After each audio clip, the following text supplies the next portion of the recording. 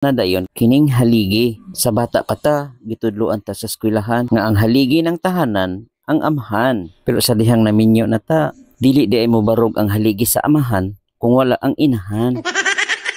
What's up mga nyor? Karon ang ika-4th day sa ato ang multi-million kagraba nga kanal.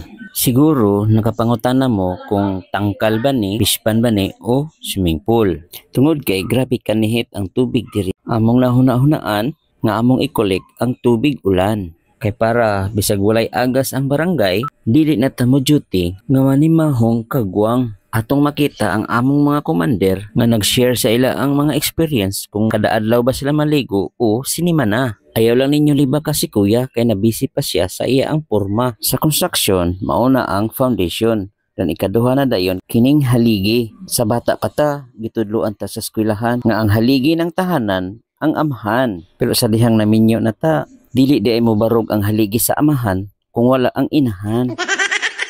Ug diring kapita, gipalig-unan og maayo nilang kuya ang haligi para og bangga-banggaan sa shark ng ato ang bongbong. Ang haligi mo'y makapugong tungod kay ready naman ang porma sa haligi, ila na daing gimasahan og gisiguro ni kuya og shoot ang mga minasa og hinay-hinay kay para dili mo lugwa kay alambre ray gagunit. Ingon sa ko ang amigo nga engineer, kung magbuhos dato og posting nga niwangon para dili magampaw, kinahanglan daw nga mura daw siya kanang milkshake para inigsansan nimo mudagay dayra siya padulong sa ubos ug i-fill in nato niyang way sulod. Pero wala ra ni ka ba tungod kay stick to kayang ato ang inspector ug diri na lang kukutob babush.